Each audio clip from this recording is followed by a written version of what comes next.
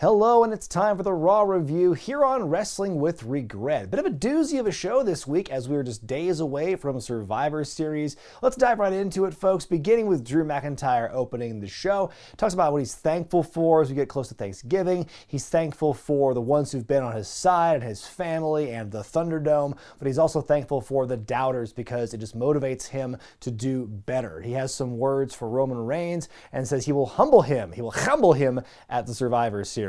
Randy Orton then shows up on the big screen to interrupt and says he's thankful for all the fines and suspensions he's incurred over his many, many years in the company. He says he's been able to survive all those fines and suspensions because he is the greatest wrestler ever, which is quite a bold claim. I wouldn't say he's the greatest wrestler ever, even though he did win the greatest wrestling match ever earlier this year. But I would say that, you know, in terms of consistency and his fluidity in the ring and his longevity, yeah, I think you can make an argument that he is one of the greatest of all time for those reasons. But what do y'all think? Let me know in the comment section. Drew wraps up this part of the segment by saying he'll kick Orton's head off at the main event. Out come Miz and Morrison, and Miz says in so many words they'll be at ringside in the main event, and then by the end of the evening, Miz will be champion once again. Change is coming, and then they laugh and laugh their way back up the ramp. And that's how we conclude this opening segment. There was a lot of talking here between a lot of guys, but not a lot was actually said. I felt that there was nothing new to be gleaned or learned from this opening bit, except maybe for the sense of urgency brought about by the Miz claiming that he'll be champion by the end of the night. They'll be there at ringside, because that's actually a little bit different, adds an extra stake to it. But besides that, pretty ho-hum, nothing I hadn't heard before. Bit of an odd 6-woman tag team match here. You've got Nia Jax, Shayna Baszler, and Lana teaming up against Asuka, Mandy Rose, and Dana Brooke. 5 of those 6 women are teammates for Survivor Series for Team Raw. In the gorilla position, Nia and Shayna confront Lana about this, and Lana says she pitched the match because it's kind of a team building thing. She wants to prove she can really be a go-getter and be a good team player, but the champs aren't having any of it. Really early in the match, Baszler destroys Mandy's arm by stomping on it on the steel steps, but like, why? You guys are teammates on Sunday. Man, a few people in this match are looking really dumb for a couple of different reasons. In the end, Lana finally tags herself in as Shayna's got Asuka locked in the clutch, and it blows up in her face. She taps out the Asuka lock within seconds, so the match is over, and as soon as the bell rings, Nia is frustrated and just tears up the announce table once again, and she tries to, you know, trick Lana by saying, I'm really proud of you, welcome to Team Raw, and then she goes, psych, and picks her up, and of course, slams her into the announce table yet again, and man, I just feel like this angle, the whole way they've been building this women's storyline is not great, and it's going to get kind of worse as the night goes on. I just hope it's over after Survivor Series, because this whole thing was dumb. Oh goody, more infighting with the Survivor Series teams, this time on the men's side of things. Now, AJ is frantically trying to stop all this infighting with the Survivor Series teammates, and even though he's not officially the team captain, he does want to kind of right the ship here. He puts the other 4 guys in a tune-up match against a team that he says nobody likes in Retribution, and he gives out shirts and everything. We get this exchange where Riddle wants to give a nickname to that man, AJ Styles' associate, but AJ wants none of it, and Matt says, yeah, bye almost, and AJ's like, wait a minute, you talked to him? I didn't think you spoke English. And he goes, yes, of course I do. Well, how come I didn't know that? You never asked. I have so many questions. Like, I have a question. How would you recruit him in the first place if you didn't know he spoke English? Outside the trainer's room, you got Reckoning / Mia Yim of Retribution jumping Dana Brooke, who's out there, waiting to see what happens with Mandy Rose. What is going on with this women's team right now? We then go to Firefly Funhouse with Bray and Alexa Bliss, and Bray has some words for the Miz in response to what Miz was saying about him briefly in the opening bit. So Bray challenges Miz to a match later tonight and does some training exercises for agility, spelling, and accuracy. He spells jackass M-I-Z. He does some karate moves on his puppets while blindfolded, and he also throws a dart without looking at Ramblin' Rabbit, and he stabs him with it. And so that was pretty much how it ends there. That was pretty entertaining Firefly Funhouse for the week. Raw Tag Championships on the line as the New Day defend against Cedric Alexander and Shelton Benjamin of the Hurt Business. Before the match, MVP on the mic hyping up Bobby Lashley for Survivor Series. Shelton saying that they're going to take on the Street Profits at the pay-per-view.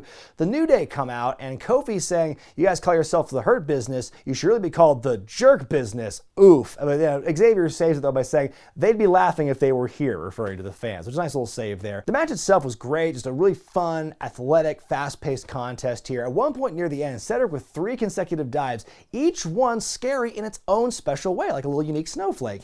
The match ends when the New Day hit the Daybreak on a Cedric to win the match and retain the belt. So yeah, great match. match here, no complaints, and New Day looking very good going into Sunday. Backstage, Sheamus has got a surprise for his old pal Drew McIntyre, and it's in a treasure chest. Drew opens it up, and it contains some clothes and a kilt with Drew's family colors on it, and then Drew turns around, Sheamus presents him with a sword. I love the Thunderdome crowd going, "Ah!" Like no gradual fading on that one, just a hard cut to the ooh and ah sound from the audience there. And so Drew's looking very emotional as he sees these gifts being brought to him by Sheamus, who's kind of like cheering him on for the title match. We then get a Retribution promo backstage, and Mustafa Ali saying that Team Raw is everything that they, being Retribution, aren't, calls them spineless cowards, and that their game plan is to sit back and just watch the team fall. 8-man tag match up next. Braun Strowman, Keith Lee, Sheamus, and Riddle versus Retribution. AJ Styles on commentary here. I will say this, as bad as Retribution's entrance looks here on TV, I guarantee it's going to look a whole lot worse when they try and recreate it for the next video game. Styles trying his best to keep this team together from blowing up, like a proper captain should, a proper presumptive captain should. That's good storytelling. Things are looking pretty good for the Survivor Series team. Keith Lee using Slapjack as a weapon against T-Bar and Mace.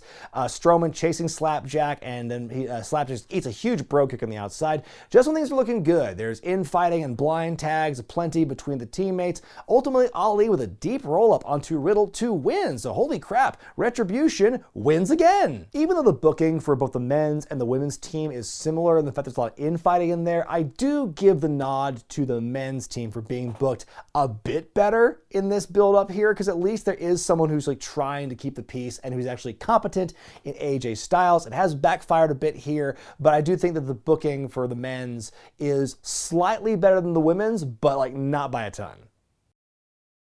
Nikki Cross backstage looking for her friend Alexa Bliss. She tells the interview lady that, friends don't give up on friends. She knows she sees the good in Alexa. She's going to try and bring her back. And then further down the hallway, we see Jeff Hardy trying to remove all these flyers that basically are kind of like, do you have any information on when Elias was hit by a car by Jeff Hardy? And so Jeff is very mad about this. He confronts him after the break. What's these flyers, man? And so Elias is like, I'm just taking the matter into my own hands because the investigation's too slow. Jeff gets very emotional here. He pins Elias to the corner of the room, grabs him by the beard, and he says, that's my painting, man. No, he actually says that if Elias doesn't back off, then he'll be guilty of far worse things than, hitting him with a car. And so Jeff leaves. That was some pretty good emotion, pretty good acting here by Jeff. I enjoyed this little segment. It's time for the Miz versus Bray Wyatt TLC 2019 rematch. In fact, Miz even brings up that feud from last year in this promo, saying, you terrorized my 1-year-old with a doll. I said some mean things about you. Pretty much the same thing, one a bit worse than the other. So he wants to make peace with Bray, and he offers to work together with him to take down Randy Orton. Alexa Bliss and her new spooky remixed theme comes out, and she says that he says no. Nikki Cross then comes out and tries to snap Alexa out of it, and Alexa kind of fakes her out that you think she's kind of, getting snapped out of it, but psych, she fights Nikki, beats her up for a bit, gets broken up by the officials, and then when Bray's music hits, Alexa's demeanor totally changes, and Bray shoots Nikki a mean look, but he's all happy about Alexa. The match goes on. It's Miz and Morrison are very much spooked by their antics, Bray and Alexa. The match itself, not that spectacular. Morrison tries to stop Bray, then Alexa dives onto Morrison, and they tumble over the barricade, which is probably the spot of the match here. In the end, Bray no-sells the corner clothesline and just hits the Sister Abby to win the match, and then Bray and Alexa walk hand in hand up the ramp. The Fiend lighting happens. We cut to black. Like I said, the match itself, nothing to write home about, but I do like the story they're telling with Bray and Alexa. It's really curious they're making them baby faces here, and I think, absent of a live crowd to really truly gauge how that's going, I think that them as faces works right now in this moment. Maybe we'll see how this goes a month or two down the line. We get a pretty cool hype package for the Orton-McIntyre match with a lot of footage of them as young lads and also their recent history this year. And then we see Adam Pearce announcing that Mandy Rose and Dana Brooke are out of the Survivor Series match due to injury, and that Lacey Evans and Peyton Royce are in. Wow, even less chemistry than before. It feels like it's 1993 all over again. Speaking of of which, Survivor Series 1993 is this week's classic pay-per-view, so check that out on Wednesday morning. Angel Garza says that beautiful women are like roses and that he is like the thorns that protect the rose. He offers the camera a rose to end that bit. You know, I said a week or two ago, Angel would make a great version of like the Continental from SNL, but Peter Avalon in AEW is doing that exact gimmick right now, and I think he's killing it, by the way. Elsewhere, we see Nia and Shayna having a chat, and Nia's kind of busting Shayna's chops for messing up Mandy's arm. Like, why'd you do that? She's our teammate. I like our odds with Mandy and Dana a whole lot better than with Lacey and Peyton, and sure enough, Lacey and Peyton walk in. This is their one moment of like build for this part, this permutation of the team, and so they want to talk strategy, and the champs again have none of it, and then Nia walks off saying, this is the worst idea since Quibi. Like, damn, that's cold. Main event time, WWE Championship on the line as Randy Orton defends against Drew McIntyre. They call it a main event worthy of WrestleMania, which is pretty big hype for a match that was just announced last week. Drew comes out with the tartan and the blue kilt and the big sword, sticks it to the stage with the pyro. That was a pretty badass special entrance for this match here.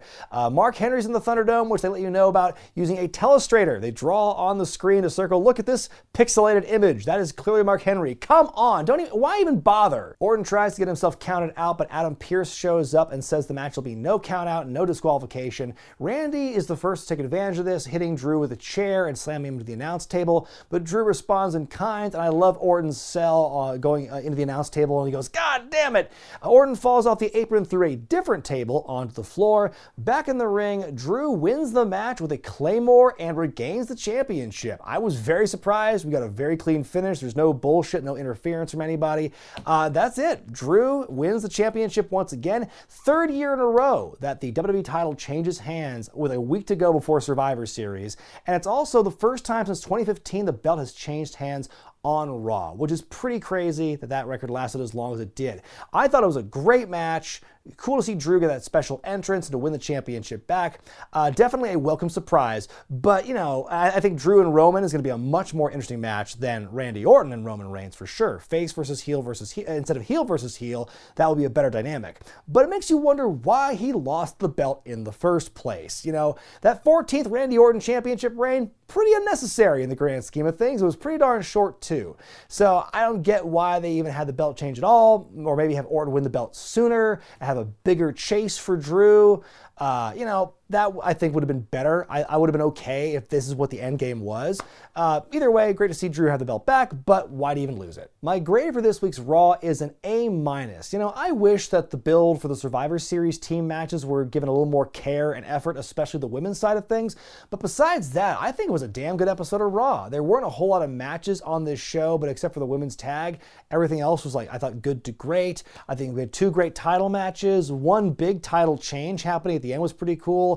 I think we got a lot of good character work for a lot of different players throughout the night. Probably one of the best episodes, in my opinion, that we've seen all year, and I think it's a nice way to finish off the build on the Raw side of things for Survivor Series. But what did you think of Raw this week? Let me know in the comments section below. And like I said, this Wednesday's classic review is of Survivor Series 1993, so buckle in for that one.